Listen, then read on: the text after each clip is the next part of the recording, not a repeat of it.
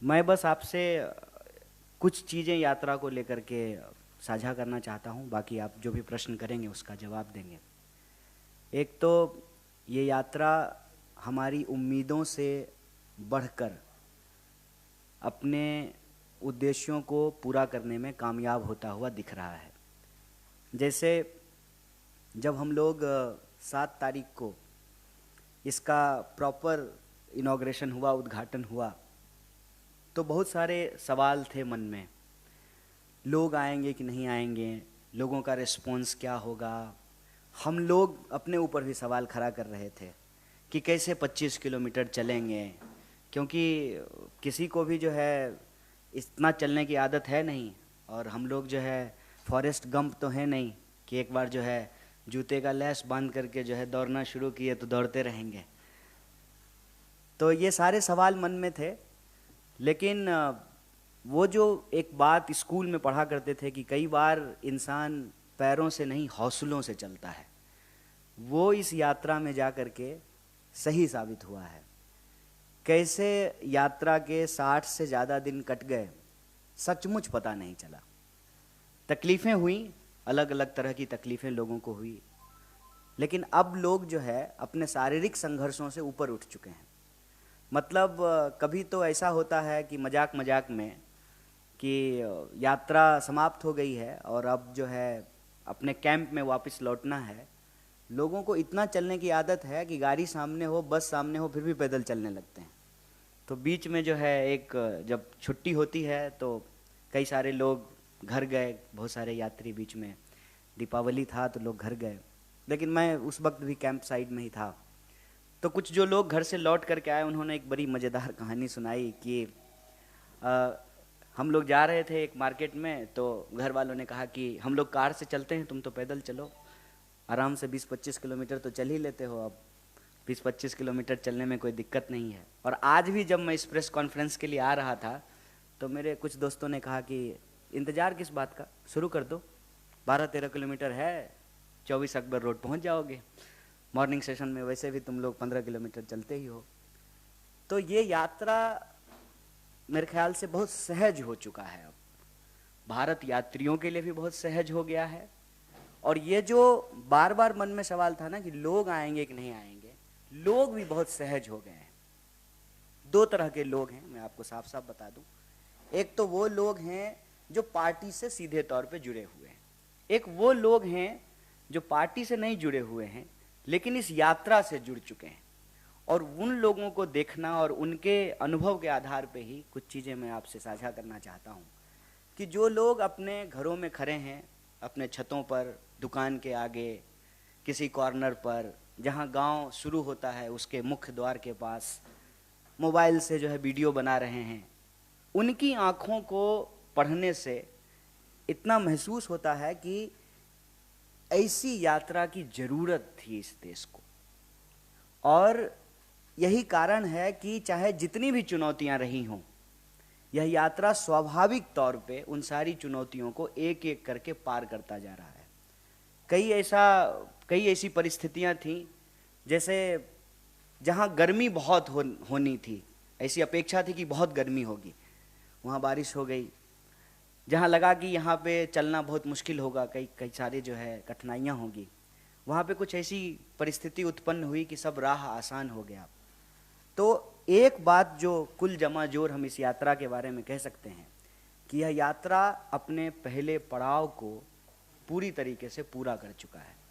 और वो पहला पड़ाव है कि यात्री यात्रा के लिए सहज हो चुके हैं, यात्रा देश के लिए सहज हो चुका है, और देश यात्रा के लिए सहज हो चुका है। मैं आपसे कोई शिकायत नहीं कर रहा हूँ, क्योंकि जैसे हमारा प्रोफेशन है, आपका भी प्रोफेशन है, और हर किसी की अपनी मजबूरी होती है। लेकिन आप जानते हैं कि यात्रा को जितना दिखाया जाना चाहिए, जितना बताया जाना चाहिए, उतना दिखाया और बताया नहीं गया। फिर भी एक खास बात आप सारे लोगों ने महसूस किया होगा कि जब मोबाइल, टीवी नहीं था, तब भी समाज में संवाद था, कम्युनिकेशन था। और सिर्फ इंसानों में ही कम्युनिकेशन नहीं होता है, पक्षियों में भी कम्युनिकेशन होता है, उनकी भी अपनी आवाज़ें होती हैं। आज भी हमारे समाज में वो कम्युनिकेशन मौजूद है। और ये यात्रा में चलते हुए हमको महसूस हुआ कि भले बहुत ना दिखाया गया हो, लेकिन इस देश के लगभग हर व्यक्ति को ये पता है कि यात्रा हो रही है। इसका मतलब हमारा internal communication beyond WhatsApp, TV, अखबार आज भी जिंदा है। देश की चाय के नुक्कड़ों पर, बसों में, ट्रेनों में, खेतों में, खलिहानों में, दफ्तरों में, हर जगह किसी ना किसी रूप में, किसी ना किसी दिन, सुबह या शाम, यह चर्चा निकल आती है कि भारत यात्रा हो रही है। तो भारत यात्रा ने अपना पहला पड़ाव पूरा कर लिया है। पूरे देश को पता है कि उनके सवालों को लेकर के ये यात्रा हो रही है। ये जो हमने कहा कि उनके सवाल, ये भी हमारे दिमाग में जो था वो अपनी जगह पे है, लेकिन यात्रा के दौरान जो हमने कलेक्ट किया वो ज़्यादा महत्वपूर्ण और प्रासंगिक है। उनके सवाल कहने का मतलब है कि जब महिलाएं यात्रा में आकर के जुड़ती हैं, और मैं बार बार कह रहा हूं, जो हमारी पार्टी वर्कर नहीं हैं, वो बोलती हैं महंगाई के बारे में कि 400 के सिलेंडर जो है 1000 रुपये का हो गया है, घर चलाना मुश्किल हो रहा है। जो नौजवान जुड़े हुए हैं आपको सॉफ्टवेयर इंजीनियरिंग के पेशे से या जो है सर्विस सेक्टर से जुड़े हुए हैं, जिस तरह से उनकी नौकरियां कम हो गई है, जॉब की इनसिक्योरिटी बढ़ी है, उसके बारे में वो बात करते हैं। जो स्टूडेंट पढ़ रहे हैं, तैयारियां कर रहे हैं, रास्ते में कई ऐसी प्राइवेट एकेडमी मिली जहां आर्मी में बहाली की ट्रेनिंग दी जाती है। वहाँ के जो है बच्चे बाहर निकल करके आए और बात किए।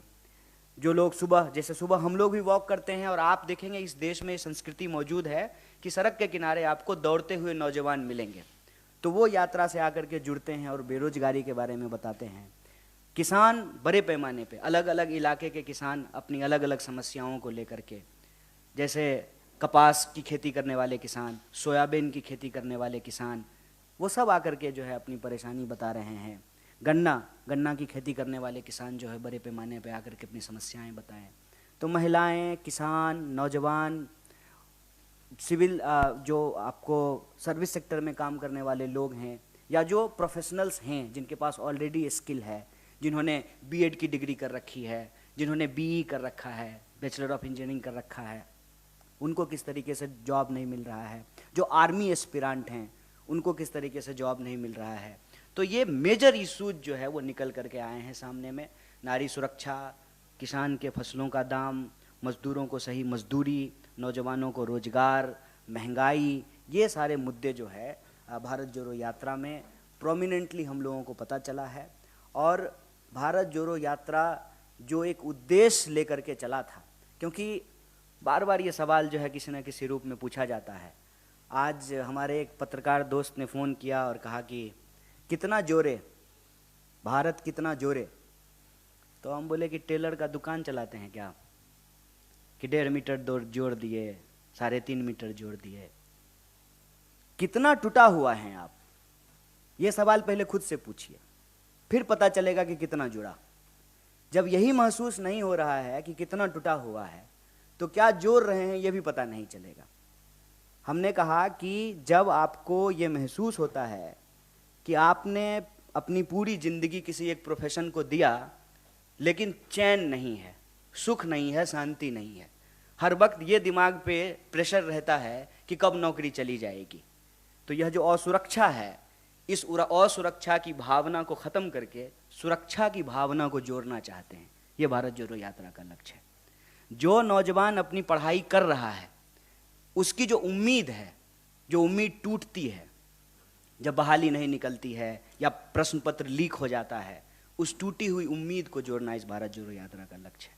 जो महिलाएं आ रही हैं, उस भावनात्मक तस्वीर को आप सब लोगों ने देखा होगा कि कैसे ये आसान बात नहीं है कि किसी गैर मर्द के साथ उतनी सहजता से कोई महिला मिले। तो महिलाओं को जो आज नारी सुरक्षा की स्थिति है, जिस तरीके से बलात्कारियों को प्रेज किया जा रहा है, ऐसी परिस्थिति में महिलाओं की उस टूटी हुई उम्मीद को जोड़ना ये भारत जोड़ो यात्रा का लक्ष्य है।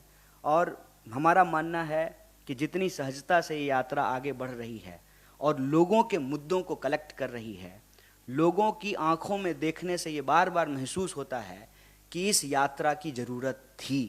भारत जोड़ो यात्रा ने अपने पहले पड़ाव को पूरा किया है। भारत जोड़ो यात्रा को अपने दूसरे पड़ाव को भी पूरा करना है, और दूसरा पड़ाव ये है कि हम इस देश की सरकार को, इस देश की सत्ता को, जो देश के लोगों के मुद्दे हैं उस पर उनको जवाबदेही तय करनी पड़ेगी। ये भारत जोड़ो यात्रा का दूसरा पड़ाव होगा, और हमें पूरी उम्मीद है कि उस पड़ाव को भी हम लोग पूरा करेंगे।